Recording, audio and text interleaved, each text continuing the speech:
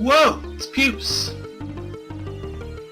Thanks for tuning in, guys. I want to talk a little bit about the new changes that happened with patch 5.1 to Warriors.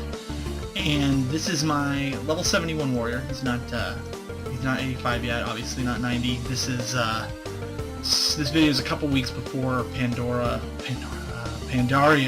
comes officially out. So as far as I go right now, I can go up to level 60 as far as the talents, but I kind of want to get a little bit of kind of my opinion and possibly get a little bit of input from you guys too about the different specs here. Now, Puese here is a arms spec warrior, so he specializes in two-handed weapons. I kind of personally gravitate towards swords more, so I actually use my transmogrifier to use the sword that you get with the level 20 warrior quest. And I wish I could make my top hat my official thing, but I guess since it's a white quality piece of gear, I can't make my helmet look good, but it's still styling. We're gonna use it. But yeah, I'm an arms warrior. I'm probably gonna level this way all the way till 90 and then some. I will probably off spec, and my current off spec is prod. I haven't spent any time working on the talents or hotbars or hotkeys or any keybinds or anything for that, so we're not going to even think about that right now. But for Arms Warrior, I did a couple of the newer talents here. Glyphs also, Glyphs are so expensive. I'm on the Silver Moon server and they are crazy. Hundreds of gold for like simple glyphs, so I would love to get another minor one, but I can't even afford another one. If I could, I would do this blood-curdling scream, probably, which makes your shouts terrify small animals, or Crow Feast. This one's just cool. Flock of carrion birds every time you crit and execute. It just sounds awesome. But for talents, I like how they kind of split them up by specific types of moves and basically kind of modifies a certain aspect. So the first one at level 15 for warriors is all about charge. It's about your battle charge move right here. And basically modify it either to do Juggernaut, which reduces its cooldown, simple cooldown reduction from 20 to 12 seconds, which seems pretty good, especially for leveling if you're just going to kind of, just charge into fights one by one at a time. Double Time allows you to do 2 different charges in a row. And then you can also, each one has its own 20-second cooldown, which is pretty cool. What is it? Charge can only grant rage once every 12 seconds. Okay, so it doesn't grant rage every time, but it's pretty good for utility. So basically every 40 seconds you get 2 charges and you can use them whenever you want. But as soon as you do one, it immediately starts the recharge timer on the one you already used. So technically you could still do it every 20 seconds, but it gives you that extra utility of being able to do it quickly if you need to. I've only, just in soloing, I've ran out of time or out of cooldown a few times. Not too many, as far as just going from like a group of mobs to another group of mobs. So it does kind of run out. With the Juggernaut, I probably would not, but with this I have a few times, but there also have been plenty of times where it is nice to be able to just jump into another person. So I personally think it's good. Warbringer adds a much larger stun, because normally it is a 1.5 second stun, and this is a 3 second stun, which I would definitely see these two being very good for PvP, because I think situationally you can get around an arena pretty quick with Double Time, and Warbringer, it is nice to have an extra 3 second stun to knock a healer out of the game. So that's pretty good. So for me, Double Time is good. So far I'm finding that to be possibly the best one, but again, they're kind of situational, but for me this is working. For number 30, or level 30, you get your heal ability. So basically you're talking about Enraged Assault, which I believe is kind of a different version of what it used to be, but now it is an instant 10% heal for your total health and an additional 10% over 5 seconds. So basically you're talking about every minute you get a 20 health heal that you can use while stunned, and if you're enraged it won't cost anything, which how warriors work now, being enraged is not very difficult. It just kind of happens with a lot of the different moves that you do. So this is good. It's kind of like an oh shit button, so you can hit it when like you need that extra kick of health. I see this a little bit more for tanks, possibly. Second Wind I like because it's a passive, and it is definitely it's an oh shit passive. So you don't even have to worry about hitting the button. But when you get below 35% health, you get knocked below pretty much up to a third of your health. You regenerate 3% of your health every second, which is actually pretty significant. And if you're struck by a stun, or immobilization effect, you generate 20 rage over 10 seconds. So this is also just kind of for those that don't want to have to deal with thinking about their health. Like, I have a feeling that I haven't tried this yet, but when you get below 35%, 33% of your health a second, that would stop a lot of deaths. Especially if you get overrun by a lot of mobs, like if you're doing some solo play. For a tank, I don't know if that's going to be enough to actually save you, especially with any raid encounter. I don't think that's going to be enough. I think this is a little bit more useful when you're actually fighting some serious mobs or bosses. But yeah, I kind of like the sound of this. Impending Victory is the one I went for because I love Victory Rush. I liked what they did to it back in, I think it was Wrath of the Lich King. They just made it a lot more useful. And I think that's where they gave it to at a lower level. And actually, it might have been Cataclysm where that started. So I like the Victory Rush. So I picked this one because I like being able to have a little bit more power over it. And basically, it replaces Victory Rush, so after you kill a person, it gives you Victory Rush. Like, it automatically refreshes the cooldown and makes it so it gives you 20% of your maximum health. So that right there, in one hit, after you've killed something, it gives you as much as this does. But if it's a big raid boss, you don't kill stuff very often, so this won't pop as much. But in any sort of solo situation, if you're in a group of 3, 4, 5, 6 different mobs that you're just fighting, killing one and then getting this to keep popping up and just keep killing and keep popping it, you will pretty much stay at full health the whole time. And having Impending Victory means you can have one without having to kill somebody first. You can get a 10% health jump right out of the gate, which I find very useful. So Impending Victory for me, for sure. As far as the solo play goes, I think that's very useful. As a tank, probably not as much. It would still probably be for this. Level 45, you get kind of your more controlling, kind of a little bit of crowd control, and a little, it's basically all about control on level 45. So you get your Staggering Shout, cause all enemies within 20 yards that are snared to become rooted. So this is kind of annoying because Piercing Hell is a snare. So in PvP, I think if you're teamed with the right group and they snare people, and you pop this, then you're talking about rooting everybody for 5 seconds, every 40 seconds, which seems really awesome for Arena.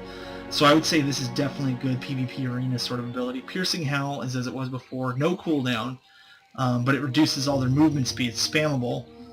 Reduces movement speed by 50%. Great. Also pretty good for Arena. I would say also very good for Battlegrounds to help control big groups of enemies. Other players and such. A little bit, these are very situational for PvE. Disrupting Shout also, you're talking an AoE spell interrupt. I actually have been trying it in fights, and it doesn't seem to ever quite interrupt something, so I don't know if I'm using it wrong or what, but it is on a separate cooldown from Pummel as an arms warrior. That's your interrupt.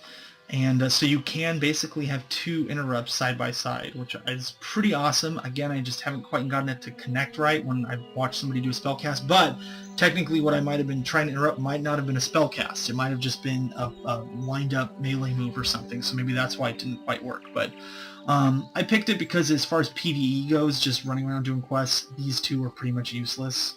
I don't see ever needing these, so I have this as an extra interrupt, but I think this is potentially very potent, but I think this is for a very skilled player to really make the most out of what this is. Level 60 is where the fun begins. Now I get Dragon Roar because that's the new ability they added, so we'll get into that in a second. But level 60 you get your some big hit moves. So you get, and Bladestorm and Shockwave are just about unchanged. So Bladestorm used to be the N tier arms talent tree ability. And so that, makes you for 6 seconds spin and you hit everybody in around you for 120% weapon damage every second. So basically you get 6 attacks, 6 good strong melee attacks to everybody around you for 6 seconds. 1.5 minute cooldown, so it has a little bit more of a cooldown than most warrior moves for sure. But it does serious damage even to one guy, let alone many people. So that's a very good move. Shockwave, as a prot, used to be one of the end tier talents for prot warriors, and I loved this move when I used to solo as prot because it does a lot of damage, scales really well with attack power, hits everybody in front of you and stuns them for 4 seconds, so it has a lot of control to it. You can funnel everybody in front of you, hit them all really hard, and stun them down, pretty much stopping their damage. So still probably possibly the best one for tanks, but Bladestorm would be a big aggro grower, but I don't think tanks have so much problem with aggro, so having a 20-second, 4-second AoE stun is pretty overpowered. So I would still do that for prod.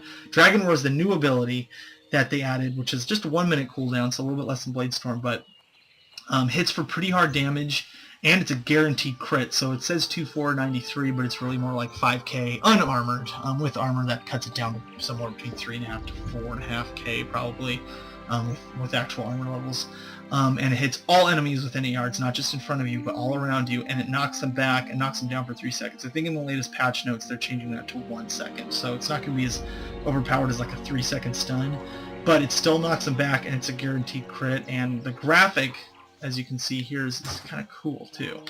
Got a big dragon head thing that pops up, and I gotta say, it's really satisfying because it's a guaranteed crit. So when you've pulled a lot of guys to you and you hit it, it's fun watching those big numbers fly up. So I'm gonna be honest though, I mean, I'm enjoying using it. I use it as basically like my super thunder strike, but honestly, even as an arms warrior, it's still probably best to go with Blade Storm, and I might end up switching to that. Oh, apparently I could. My Vanishing Powder, which by the way is really easy. I love that you can just buy Vanishing Powder from vendors, and you can pretty much on the fly, at a very cheap cost, swap these out.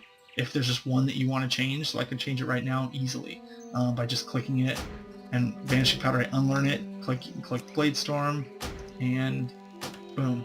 So now I have Blade Storm, and that's that. So where is it? I'm gonna do it. I haven't seen that move in a while. Boom! And you can move around, of course, while you're doing it. Oh, God, actually, that move is really cool. But still, I like the Dragon War. So that's basically what my talents are right now. I can't exactly vouch for the level 75, which is all tank. You got Mass Spell Reflect, which sounds ridiculously cool, being able to cast on party and raid members, so when there's a big boss and they cast a spell that's able to be reflected, which isn't all of them, that's a potential raid saver right there. Safeguard is new and improved Intervene, which I think reduces damage even further on your friendly target, which is pretty good. Vigilance is, I believe, a little bit changed from how it was before, but you still just cast it on friendly and it helps them out. So these are all tank things that I would probably end up picking Mass Spell Reflect, because that kind of has a bit more utility. These two are useless for a DPS warrior in a group, but this one, if you're not the tank, is pretty amazing. And as far as these goes, Stormbolt sounds kind of weak. It's a ranged ability. It does 300% damage to things permanently immune to stun, aka bosses. So yeah, it's kind of a ranged ability, very situational. I don't know about it. Bloodbath definitely sounds like a cool thing. Making all your stuff make people bleed pretty intensely, and I've seen the graphic on it, it's kind of cool, but I would still probably go with Avatar just to have a big 3-minute full offensive cooldown that ups my damage 20% and makes 30% more rage, so you get to spam a lot of big moves with Avatar, and it makes you kind of big and awesome looking. So yeah, I would probably end up going with these two, but yeah, that's kind of what I'm picking so far for Arms Warrior, and I'd love to see if you guys have some different opinions on what you would do for either Arms or Prod or Fury too, because I might, if I pick up another good two-hander, I may switch to Fury just to kind of see what that specialization offers with a lot of these moves that I've never tried before. So please leave some comments and subscribe, because I want to do more with a little bit more analysis for talents and gear specs and a lot of this cool stuff, because I like what WoW is doing. I like that they're making it a little bit easier and kind of just fun to pick what you do, and to make it a little bit easier to specialize and feel like you're a more significant, almost different class depending on which specialization you do. So yeah, please leave your comments about what you think are some great warrior talent specs. Thanks for watching, guys. Have a great day. Okay, bye.